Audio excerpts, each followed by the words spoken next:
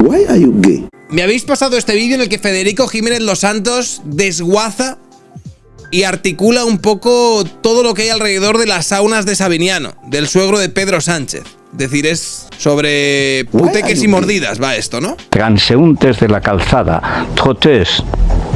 O sea, putas. Si ustedes leen en Libertad Digital el informe que ha preparado Miguel Ángel Pérez, que es recoger el informe que hizo para el gobierno de Rajoy Villarejo y sus villarejines, seguramente no lo hizo él solo, que le dan a un señor Martín Francisco, que creo que ahora lo ha empurado no sé qué tribunal. No me extraña, porque es que los de Rajoy no porque hicieran, sino porque dejaban de hacer cosas que era obligatorio. Y encarga quién es el nuevo secretario general del PSOE. Porque, según dice el informe, cualquier día puede ser el gobierno, tan día. Y entonces hay que saber de qué pie cojea. Básicamente el pie que cojea es que es un sujeto sin escrúpulos, con una situación, dice concretamente una psicología muy peligrosa, es decir, que está loco, lo parece, y detrás todo el aparato de prostitución del suegro. Algunos ya lo vieron venir, tío. Yo creo que las señales sobre Pedro Sánchez estaban repartidas, ¿sabes? Por ahí. Había algunas mentes que eran capaces de cruzar hilos. En Ciudadanos lo vieron pronto, me imagino, porque los de Ciudadanos tuvieron que lidiar con negociaciones con respecto a posibles acuerdos de investidura y cosas así. Y todos fuimos excesivamente críticos con Ciudadanos, creo yo, por no haber llegado al acuerdo al que luego habrían llegado Pedro Sánchez y Podemos y todo esto. Entonces, muchos no éramos capaces de ver la dimensión a la que era capaz de llegar el personaje. ¿Vale? Sí, era como la profecía, tío. En plan, tenía ciertas marcas de nacimiento en el cuerpo, había ciertos elementos que yo creo que llamaban la atención, que si uno jugase a muchas aventuras gráficas a lo mejor podía habérselo llegado a imaginar, pero todo estaba ahí, ¿eh? Todo, absolutamente todo estaba ahí. El problema es que hoy no tienen nada contra mí. ¿Sabe por qué? Porque yo soy un político limpio. Y además detalla cuando empezaron, quiénes son, los hermanos y tal. Es un informe completo. Esto lo tenía Mariano Rajoy desde que llega a la Secretaría General. Ya sabemos, primarias pagadas por el suegro. De ahí la importancia de esto. Bueno, todo lo sabía Mariano. ¿Y qué hizo Mariano? Por lo menos para informar a la gente de la catadura. Nada de nada de nada. O sea, con todo lo que no hizo Mariano, podía haberse quedado sin hacer la muralla china. Qué obsesión con no hacer nada de lo que era su obligación. Ni siquiera lo contó a los medios de derecha. Que me hace mucha gracia que ahora intenten afearle a Feijóo que esté hablando del contenido, de algo que formaba parte del contenido de este informe, que supuestamente no es que las cloacas y demás, y cuando el Partido Popular en su momento no lo utilizó por parte de Mariano Rajoy para atacar la figura que luego acabaría con él, que fue la de Pedro Sánchez. Cuanto peor, mejor para todos. Y cuanto peor para todos, mejor. Mejor para mí, el suyo. Beneficio político. Bueno, ni de derecha, ni de centro, ni de nada, porque es que Mariano era la nada. Y ahora lo pasean como si fuera algo digno de pasear. Pero hubiera sido mejor un Pedro Sánchez en mayoría absoluta con Ciudadanos que lo que obtuvimos o no. Yo no sé si hubiese sido mejor o peor. Yo sé que el carácter de Pedro Sánchez no hubiese cambiado. Otra cosa es que, claro, un psicópata cuando es funcional a tus intereses puede ser más o menos efectivo que cuando es funcional a los intereses del otro, y los intereses del otro son hacer el mal. Pero yo creo que al final la cabra hubiese tirado para el monte. Yo creo que al final la cabra hubiese tirado para el monte. Es inevitable, tío. Es inevitable. Ahora, no habríamos pasado por el desguace este, pero yo creo que los de Ciudadanos vieron algo que nosotros no vimos en ese momento, o no supimos ver de la forma tan clara y cristalina que estamos asistiendo ahora mismo. De tirar al río o al pilón de las caballerías. ¡Qué sujeto! Ahora, ¿qué puede hacer este con la becaria Agersen, que parece la becaria del Atre, que pintan en Mauritania? Si en Mauritania lo único que hay es tráfico de personas y de armas. Pues dicen que de lo único que no van a hablar es precisamente de eso, de la trata de personas. ¿Y entonces qué van a hacer? Vaya usted a saber. Pero lo que más duele es que cosas que nos ha llevado años enterarnos de su verdadera naturaleza, de Sánchez, de todos los prostíbulos, de la familia política y tal, resulta que nos hemos tenido que enterar por nuestra cuenta, y lo sabía desde el 2014, lo sabía todo Mariano Rajoy, y no hizo nada, ni siquiera contarlo. Es que, y luego ahí dice, pero es que claro, vamos a recuperar, luego viene Tellado, vamos a recuperar 2 millones de Vox, paseando a Rajoy, no recuperáis ni medio voto. basado o rojo pastillado.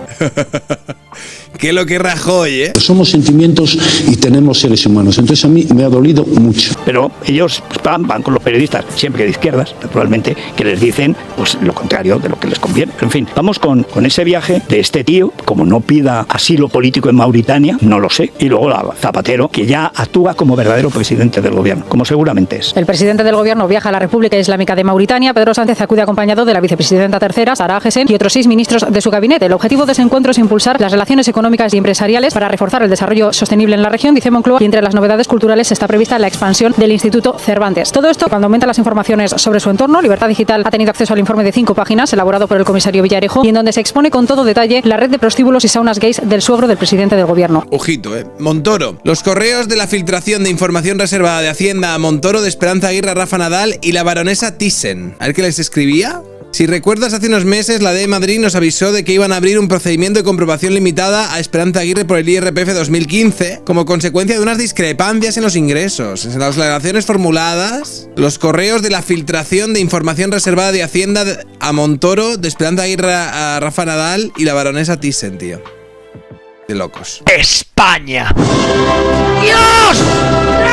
De hecho, el informe, elaborado en el año 2014, lleva por título Riesgos PS, por Pedro Sánchez. Fue incautado al comisario 3 años después de la operación Tándem. El informe... Esperanza Aguirre perdió las elecciones contra Carmena porque este señor fue a machete a por ella. Es que, tío. Riesgos PS, por Pedro Sánchez. Fue incautado al comisario 3 años después de la operación Tándem. El informe confidencial, elaborado por Villarejo, fue entregado a la Secretaría de Estado de Seguridad del gobierno de Mariano Rajoy después de que Sánchez ganara las primarias. En este completo informe, el comisario hace un repaso por los negocios de Sabiniano y sus hermanos y destaca que una de estas viviendas, adquirida por el suegro, es el chalet situado en Pozuelo, donde actualmente vive con su esposa Begoña Gómez y sus 2 hijas. José Luis Rodríguez Zapatero reaparecía esta noche en Televisión Española para apoyar al presidente del gobierno. Preguntado por la corrupción de su partido, el expresidente decía lo siguiente. Para algunos está así desde que empezó su carrera política. Yo creo que no había nacido Pedro Sánchez y la derecha ya estaba pidiéndole su dimisión, sin saber si iba a ser presidente del gobierno. Hostia, qué siniestro es José Luis Rodríguez Zapatero, colega. Legislatura... La basura que han encontrado no es ni la mitad de la que hay, evidentemente. Pero es que saber toda la basura yo creo que es algo imposible. Empezaba así, con una derecha que recibió muy mal el resultado electoral, que negó la legitimidad, cada acción, que tal, en fin, cada cosa, ya no se sabe cuál es más grave. Tú eres lo más grave que nos pasa. Este no es más que el que sigue tu estela de corrupción hasta el final. Pero si tú representas literal, el cártel de los soles, si tú eres... Zapatero es el Pedro Sánchez 0, tío. Es el paciente 1, tío. Es increíble lo de este señor. La escoria publicitaria de Venezuela. Si tú eres el abogado del narco venezolano, si tú eres el abogado del genocida Xi Jinping, si tú eres el representante de Putin, que tú eres también,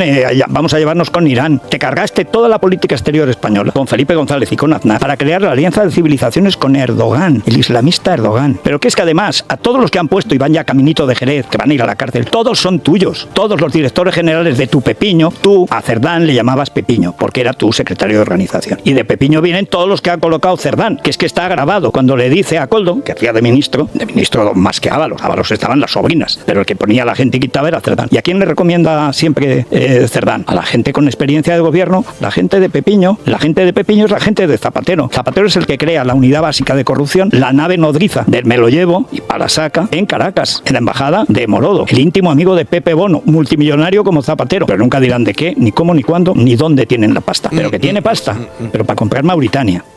Basado o rojo pastillado. Espero que esto salga, tío. Es importantísimo que José Luis Rodríguez Zapatero caiga, tío.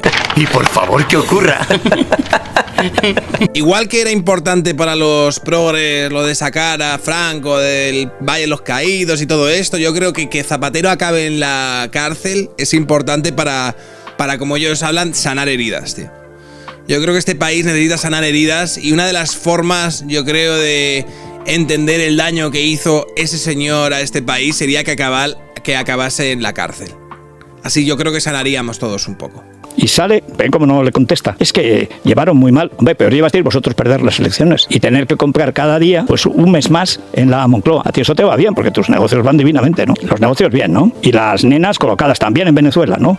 Claro. Que sujeto, como dicen en México, es de lo peor, es de lo peor. En fin, vamos a la República. Es de lo peor. República de los tontos. En Eso la Mañana de Federico, la República de los Tontos. Eres tonto, muchacho, tú eres tonto. Y antes estábamos hablando de lo de Montoro. Me habéis pasado este vídeo que por lo visto Ámsterdam ha demandado a la Hacienda española, porque la Hacienda española también es otro complejo criminal y mafioso, ¿vale? Del que en algún momento también se debería abrir un debate público al respecto. Yo me opongo.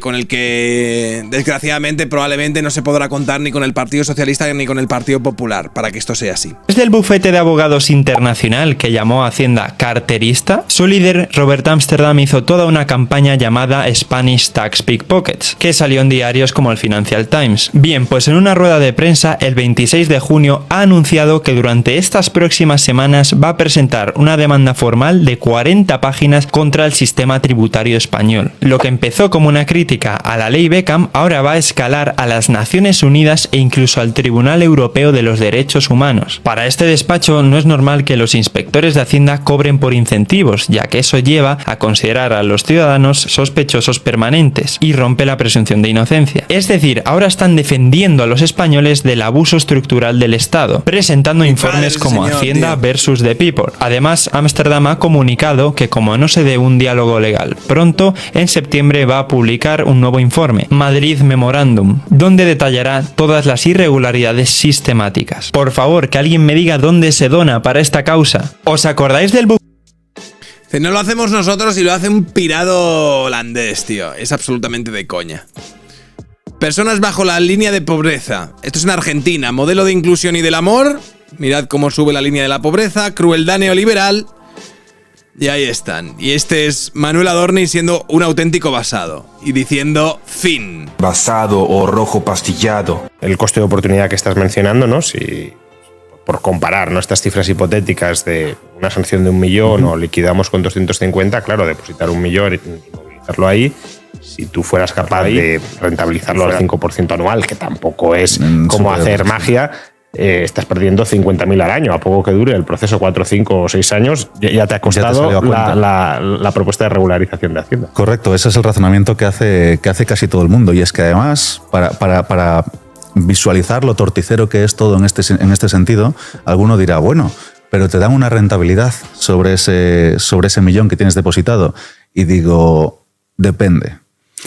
Suponiendo que la rentabilidad que te den de un 3 y pico puede de verdad no batir, pero por lo menos igualar la inflación, para quien no lo sepa, el IRPF consta de 2 bases. La base general o del trabajo, actividades económicas, etc. Y la base del capital, ganancias patrimoniales y demás. Esta base es la buena, entendiendo por la buena, porque va del 19 ahora al 30 que estamos estrenando. Y la otra es la que supera el 50. Bueno, no aquí en la Comunidad de Madrid, pero sí en otras comunidades. Los intereses siempre van a la base del ahorro y se tributan entre un 19 y ese 30, que la mayoría de veces es un 19, 21, 23 aproximadamente. Pero, y no te sé decir el fundamento jurídico, los intereses de demora pagados por la administración por haber retenido un dinero tuyo ilegítimamente, no voy a decir ilegalmente, pero sí ilegítimamente, los intereses de compensación, pues por ese millón que te puedan pagar 80.000 euros. Pues les devuelves 40.000 a los mismos que te han metido en este problema. Porque por lo que sea, esos intereses de compensación no solo tributan, sino que no lo hacen en la base donde tributan todos los intereses, sino estos, por lo que sea, tributan en la base general. Y si te dan 80.000, les devuelves la mitad a tus propios, a quienes te han metido en este embrollo. Con lo cual es la rentabilidad que te compensan ellos por inmovilizarlos. Maravillosa jugada, amigos. ¿Cómo volverías este proceso, no? Porque estabas diciendo que en España este proceso plagado de incentivos perversos, tanto por parte del inspector como por parte del inspeccionado, pues es especialmente duro frente a otros países. ¿Cómo crees que podría mejorarse, ¿no? Viendo la experiencia de otros países donde a lo mejor este proceso no es tan duro, ¿qué reformas crees que serían pertinentes? Reformas como tal no te sabría decir, pero yo que, bueno, pues en el pasado más, ahora menos, he conocido muchas personas dentro de Hacienda. Creo que hay una cuestión cualitativa y que no, por eso digo que no comporta una reforma, donde siento que hay una suerte de rechazo visceral al empresario. Y eso es algo que es más o menos endémico de la población española o quizás de los países latinos o incluso católicos, que no sé cómo se corrige. Y no creo que esté mejorando tampoco. Pero si tuviera que tomar medidas, evidentemente, pues esto que acabo de escribir sería una de las primeras cosas que habría que quitar. Napalm. Nosotros somos mucho menos inteligentes, pero mucho más resolutivos a la hora de plantear soluciones. No, ya fuera de coña. Arcantux, gracias por la suscripción. Es una putísima vergüenza y espero que Montoro acabe en la cárcel, sinceramente. Why are you gay?